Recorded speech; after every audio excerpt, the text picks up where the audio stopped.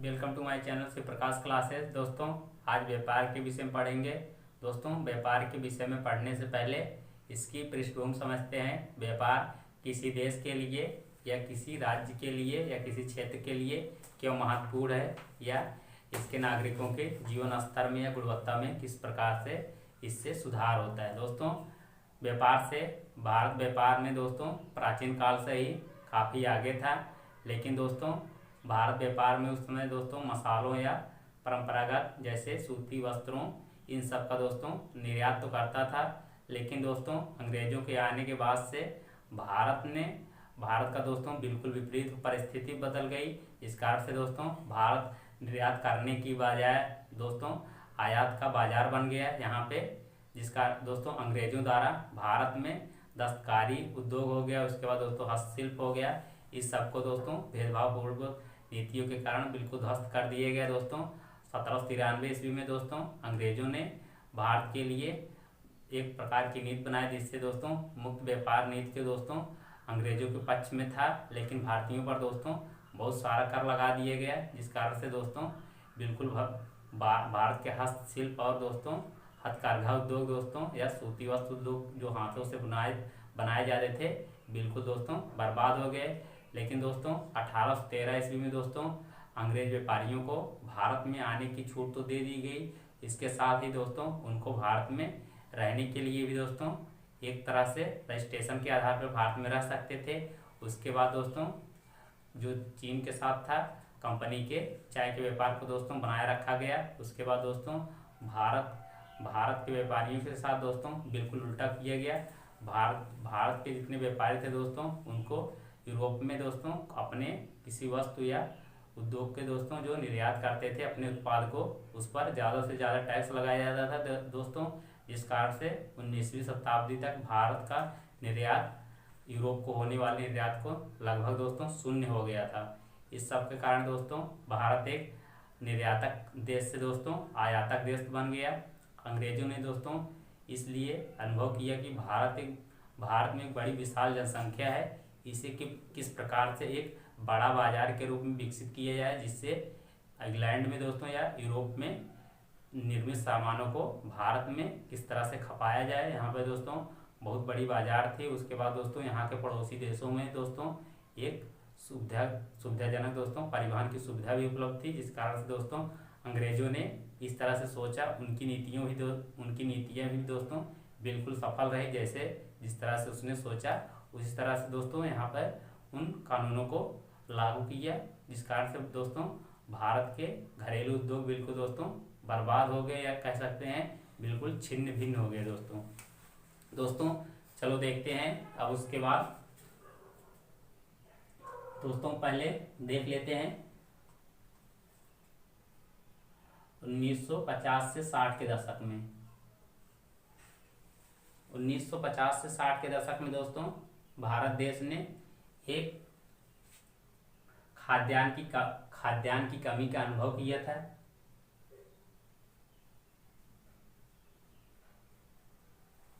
खाद्यान्न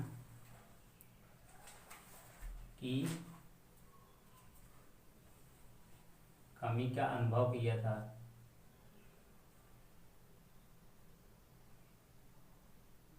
दोस्तों यहाँ खाद्यान्न की कमी का अनुभव मतलब दोस्तों यहाँ पे लगभग दोस्तों भारत में गेहूं चावल या जो खाने वाली फसलें थी या उत्पाद थे कम हो गए थे दोस्तों कुछ लोग, जिसके कारण दोस्तों भारत में एक तरह से आप कह सकते हैं फेमाइन या भुखमरी फैल गई थी। सरकार ने कृषि क्षेत्र में नीतियों पर सुधार करने की ज़रूरत को महसूस किया, जिस कारण से दोस्तों 1970 के दशक में भारत में हरित क्रांति शुरू की गई।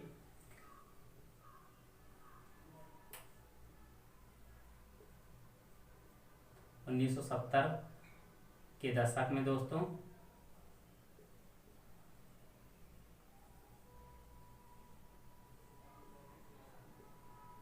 हरित क्रांति शुरू की गई।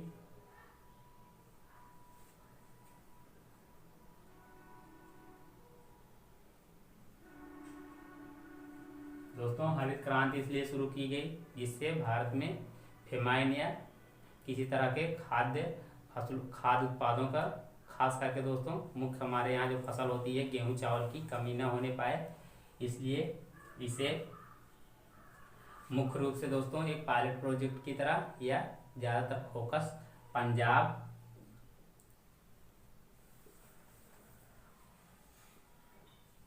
हरियाणा,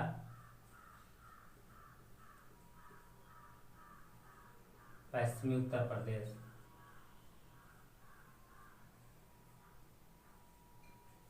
पश्चिमी यूपी में लिख दे रहा हूँ दोस्तों। पश्चिमी यूपी में दोस्तों मेरठ हो गया, सहारनपुर हो गया, मुरादाबाद हो गया, ये सब दोस्तों उसमें वेस्ट यूपी में, बागपत हो गया, ये सब वेस्ट यूपी में आते हैं दोस्तों।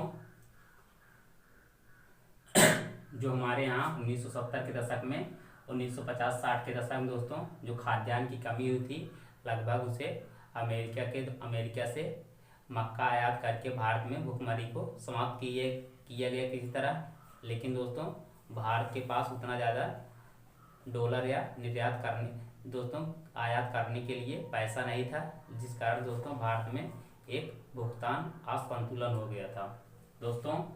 1970 में दोस्तों जब देश में हरित क्रांति शुरू की गई, उस समय दोस्तों भारत में जो फर्टिलाइजर दोस्तों जिसे उर्वरक कहा जाता है, उसकी भी ज़रूरत पड़ती थी। उसके बाद दोस्तों जिस कारण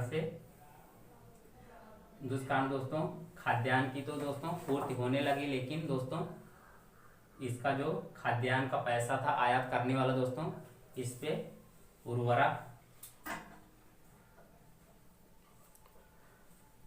एवं पेट्रोलियम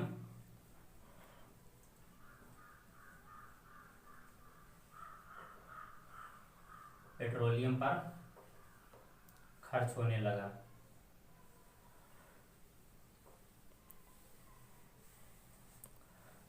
दोस्तों। 1970 के दशक 1973 में जब एक दोस्तों पूरे विश्व में एक तेल की क्राइसिस, तेल का संकट आया, जिस कारण से दोस्तों तेल के भाव में उछाल आ गया, जिस कारण से जो हमारे देश में खाद्यान्न का पैसा आयात पे खर्च होता था, अब दोस्तों खाद्यान्न की बजाय दोस्तों हमारे देश का पैसा आयात करने वाली वस्तुओं, उर्वरक और पेट्रोलियम उत्पाद पर दोस्तों खर्च होने लगा। भारत का भुगतान संतुलन दोस्तों सही होने के बजाय दोस्तों धीरे धीरे और ज़्यादा उसमें गैप होते गया दोस्तों, या भुगतान संतुलन दोस्तों असंतुलन हो गया। 1973 में दोस्तों तेल संकट आया था दोस्तों। यहाँ पे मेरा कहने का मतलब है तेल संकट में पेट्रोलियम का आया था, जिसमें दोस्तों डीजल, पेट्रोल ये सब होता है, खाद्य तेल में संकट नहीं आया था।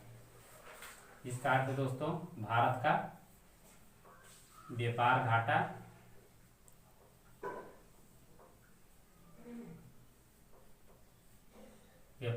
दोस्तों बढ़ गया था।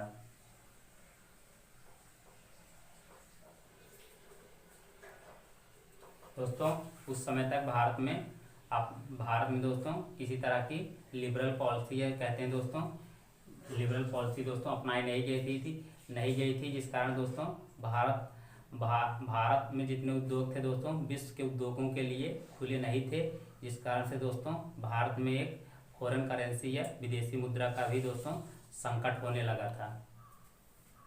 1991 में दोस्तों भारत में दोस्तों विदेशी कंपनियों के लिए दोस्तों भारत का बाजार खोल दिया गया, जिस कारण से दोस्तों मुद्रा असंतुलन जो था दोस्तों संतुलन हो गया, जिस कारण से दोस्तों देश की अर्थव्यवस्था दोस्तों ठीक ठाक से अपनी तरह से फिर से दोस्तों विकास करने लगी।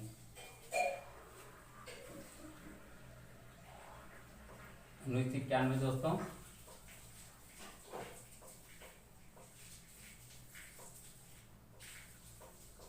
भारत में लिबरल पॉलिसी,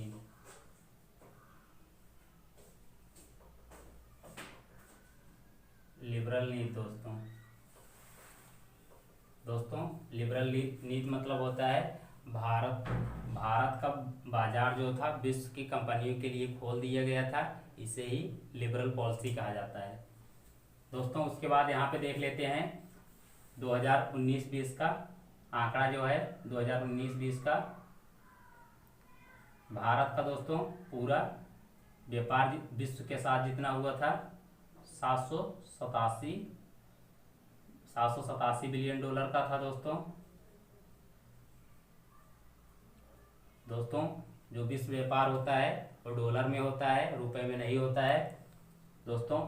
आयात जो था भारत के लिए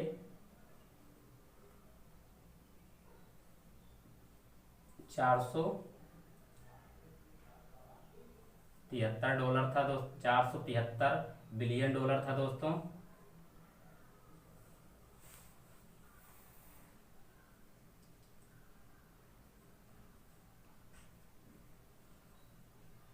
दोस्तों।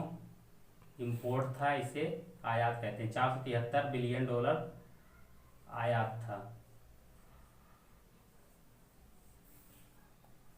313 दोस्तों, 313 बिलियन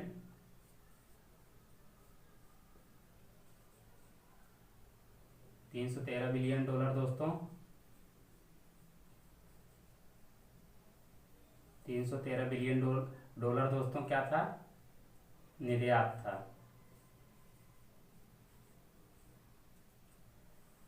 दोस्तों जो इतना थोड़ा सा गैप आया है, यहाँ पे 0.9 है, यहाँ पे 0.5 है, इसका मतलब होता है दोस्तों तभी जोड़ेंगे 787 बिलियन डॉलर आएगा। लेकिन मैंने मोटा मोटा आंकड़ा लिया हूँ, 473 बिलियन डॉलर दोस्तों आयात किए गया था, 313 बिलियन डॉलर का दोस्तों निर्यात किए गया था। जिससे दोस्तों सीधा सीधा पता लगता है विश्व के साथ भारत का व्यापार घाटा है। उसके बाद दोस्तों देख लेते हैं दोस्तों जो ज़्यादातर विश्व में निर्यात की जाने वाली वस्तुएं हैं। इसमें दोस्तों सबसे पहले आता है इलेक्ट्रॉनिक में दोस्तों फ़ोन हो गया, लैपटॉप हो गया, ये सब दोस्तों निर्यात की जाने वाली वस्तुएं हैं। उसके बाद इलेक्ट्रिकल हो गया दोस्तों,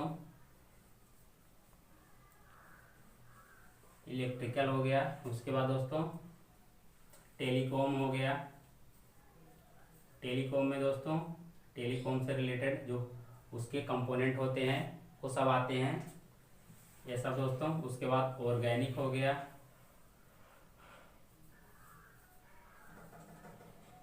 ऑर्गेनिक केमिकल,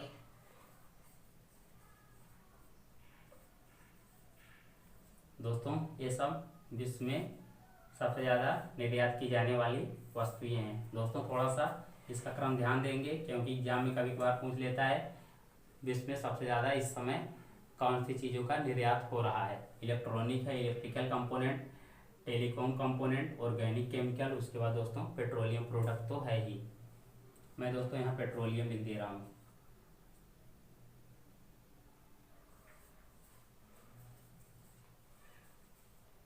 दोस्तों आप लोग इसे नोट डाउन कर लीजिए। दोस्तों अब देख लेते हैं भारत का किस किस देश के साथ या किस रीजनल संगठन के साथ मुक्त व्यापार समझौता है। मुक्त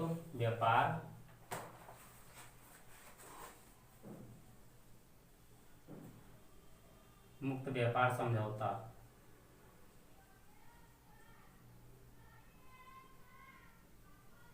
दोस्तों भारत ने सबसे ज़्यादा व्यापार अमेरिका के साथ किया है 2019-2020 में। भारत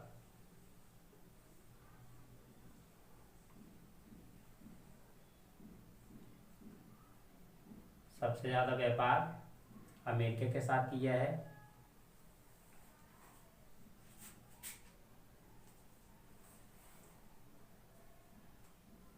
अमेरिका के साथ दोस्तों अमेरिका के साथ किया है। उसके बाद दोस्तों अब देख लेते हैं मुक्त व्यापार समझौता भारत का किस किस देश के साथ में है। दोस्तों यहाँ पे सबसे पहले जापान है। मैं दोस्तों साउथ कोरिया को ऐसे लिखूंगा, आप लोग समझ जाइएगा। साउथ कोरिया दोस्तों। उसके बाद सिंगापुर है।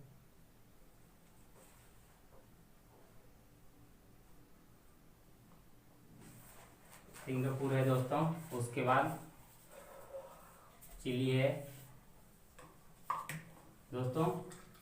मुक्त व्यापार समझौता मतलब होता है भारत का उस देश के साथ दोस्तों, भारत निर्यात करेगा उस देश को, या वह देश भारत को निर्यात करेगा कोई वस्तु, उस पर जिस जिस वस्तु के लिए दोस्तों मुक्त व्यापार समझौता हुआ है उस पर कोई टैक्स भारत द्वारा या उस देश द्वारा उस पर अतिरिक्त टैक्स नहीं लगाया जाएगा दोस्तों। इसका मतलब यही होता है मुक्त व्यापार समझौता का दोस्तों। उसके बाद देख लेते हैं कुछ रीजनल संगठन है जिसके साथ भारत का मुक्त व्यापार समझौता है दोस्तों, जैसे RCEP है दोस्तों। RCEP मीन्स होता है रीजनल कॉम्प्रिहेंसिव इकोनॉमिक पार्टनरशिप दोस्तों। इसमें दोस्तों 18 सदस्य हैं, 10 एशियन कंट्री हैं दोस्तों, इसमें खास करके इंडोनेशिया, मलेशिया ये सब आते हैं। उसके बाद दोस्तों चाइना हो गया, न्यूजीलैंड हो गया, जापान हो गया दोस्तों, रसिया हो गया, ये सब कंट्री आते हैं। RCEP हो गया दोस्तों। उसके बाद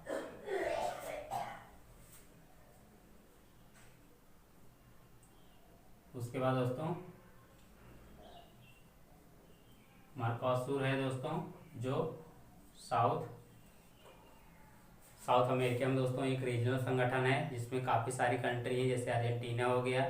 उसके बाद दोस्तों ये सब कंट्री आते हैं उसमें दोस्तों साउथ अमेरिका में। उसके बाद दोस्तों एक साफ्टा है, साफ्टा दोस्तों जिसे कहते हैं south Asian free trade agreement दोस्तों। एक आफ्टा है दोस्तों, इसे कहते हैं एशिया पैसिफिक ट्रेड एग्रीमेंट दोस्तों। ये सब फ्री ट्रेड एग्रीमेंट के दोस्तों किस देश के साथ समझौता है। उसके बाद दोस्तों किस रीजनल संगठन के साथ दोस्तों समझौता है दोस्तों।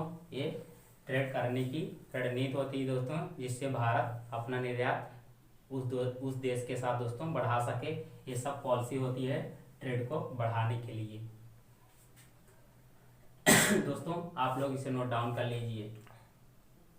चलो दोस्तों उसके बाद थोड़ा सा और देख लेते हैं। इस टाइम कोविड-19 चल रहा है, भारत ने बहुत सारा दोस्तों कोविड-19 वैक्सीन का दोस्तों उत्पादन कर रहा है दोस्तों, जो दूसरे देश को निर्यात भी कर रहा है। लगभग दोस्तों भारत 60% पूरे विश्व के वैक्सीन का उत्पादन करता है। भारत लगभग दोस्तों 60% पूरे विश्व के टीके का उत्पादन करता है, या टीके में दोस्तों वैक्सीन होता है।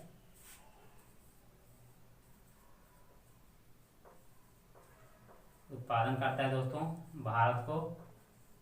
भारत को विश्व का दोस्तों फार्मास्यूटिकल हब कहा जाता है, फार्मास्यूटिकल होम कहा जाता है भारत को, क्योंकि दोस्तों भारत में बहुत सारी कंपनियां जैसे सीरम इंस्टीट्यूट है पुणे में स्थित है, जो बहुत ज़्यादा इसका कोविड-19 वैक्सीन का दोस्तों इस टाइम या किसी भी वैक्सीन का उत्पादन कर रही है। भारत दोस्तों कई देशों को इसका कोविड-19 वैक्सीन का टीके के दोस्तों निर्यात भी कर चुका है।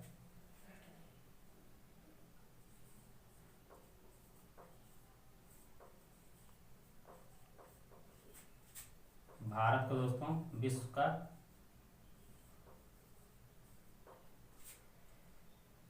फार्मास्यूटिकल है दोस्तों, मेडिसिन का होम कहा जाता है दोस्तों।